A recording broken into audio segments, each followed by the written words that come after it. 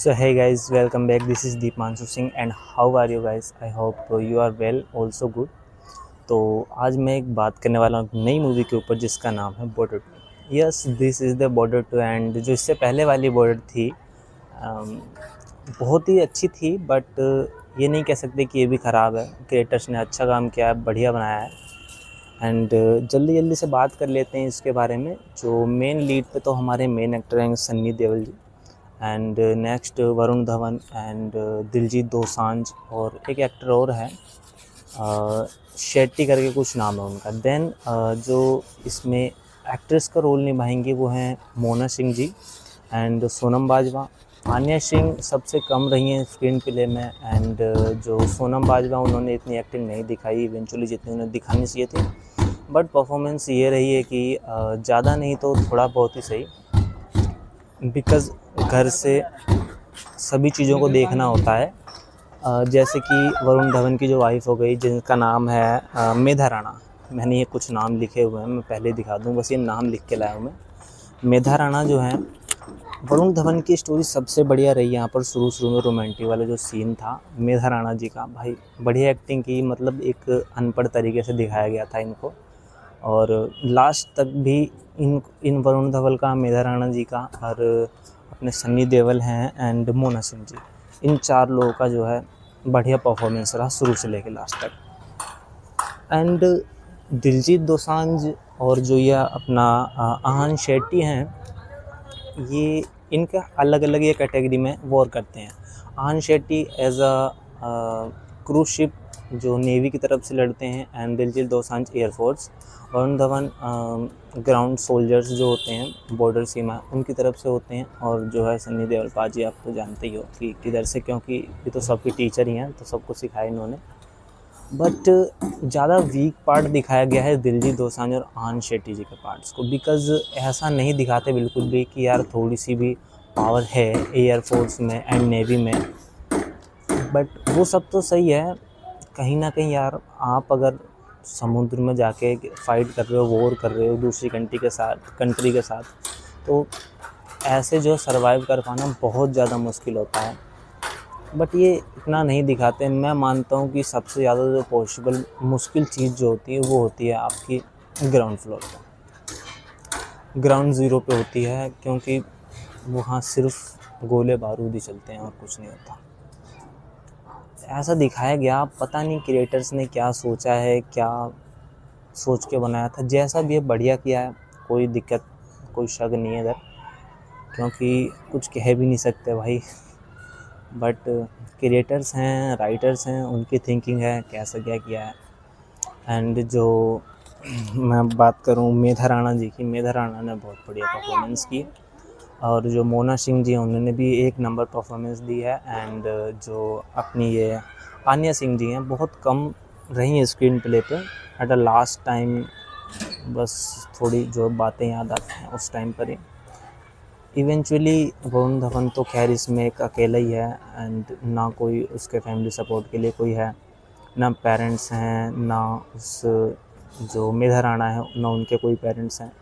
But कोई दिक्कत नहीं है, जैसा भी है बढ़िया किया है इन्होंने। एंड इस वॉर में जो है सन्नी देओल का बेटा भी मारा जाता है। Then Sunny Deol is also colonel in this movie. And जब ये जाते हैं वॉर पे अपने बेटे का बदला लेने के लिए, भाई बहुत सारी मुसीबतों का सामना करके जाते हैं। But salute for all of the soldiers. And अब बात की जाए मेन चीज़ की इस मूवी में, तो देखो मोस्टली जो बैकग्राउंड है, म्यूज़िक हैं, वो गूज़बम्प्स देते हैं। मोस्टली बैकग्राउंड गूज़बम्प, क्योंकि बिना उसके ना आप फील ही नहीं ले पाओगे मूवी में। एंड इस 3 घंटे 19 मिनट के पार्ट ने मुझे कनेक्ट करके रखा। ऑब्वियसली जाने नहीं दिया कहीं भी बिल्कुल, क्योंकि देखो मैंने वो पहले वाली बॉर्डर तो देखी नहीं है। आई होप भाई वो बहुत ही बढ़िया रही होगी, एंड होगी भी, बिकॉज़ वो एरा जो था वो गोल्डन एरा था, और उस टाइम पर जो शूट हुआ है, जो रिलीज़ हुआ है, बेस्ट रहा होगा। एंड जो भी चीज़ें हैं वो सारी की सारी सिर्फ इस मूवी में तभी पॉसिबल हो पाती हैं। ये मूवी इतनी तभी जाती है कॉज ऑफ दी जो हमारे सरदार जी उनकी एक्टिंग की वजह से, उनकी वॉइस की वजह से, उनके गूज बम्प्स की वजह से, only on this because 252 crore की जो है इसकी वो रही है अपना लागत एंड बजट जो रहा है, एंड जो रिवेन्यू जनरेट किया इसने बहुत बढ़िया किया है। 650 750 करोड़ के आसपास अक्रॉस कर गई थी। एंड ये बॉक्स ऑफिस कलेक्शन है, नॉर्मली कलेक्शन तो किए ही नहीं गए। बढ़िया रहा है शुरू से लेके एंड तक, बट ये है कि थोड़ा सा एयरफोर्स को, नेवी को और मजबूत दिखाते। मुझे बस यही मिस्टेक्स रही, और कोई दिक्कत नहीं है। शुरू से लेके लास्ट तक सही है, वरुण धवन का रोल सही है। बट एक चीज़ है, जब वरुण धवन का जो वहाँ पे एज ए एक्टिंग कर रहे हैं होशियार सिंह, तो होशियार सिंह जब अपनी टीम के साथ मतलब 4-5 लोगों के साथ जब जा रहे होते हैं राउंड पे, अपने कमांड ऑफिसर को जो है ड्यूटी करने, मतलब ऑन ड्यूटी अपने वहाँ पर ज्वाइनिंग करने जा रहे होते हैं, उस टाइम पे उनका सामना कुछ पाकिस्तानियों से होता है। पाकिस्तानी सोल्जर्स, या वो 4 लोग, वो 8 या 9 लोग, इतने कुछ होते हैं। बट जो वरुण धवन है एंड होशियार सिंह है, वो इतनी जल्दी हार नहीं मानते एंड दे गो। मतलब उनकी जो गाड़ी है उस टाइम पे, जो व्हीकल्स होते थे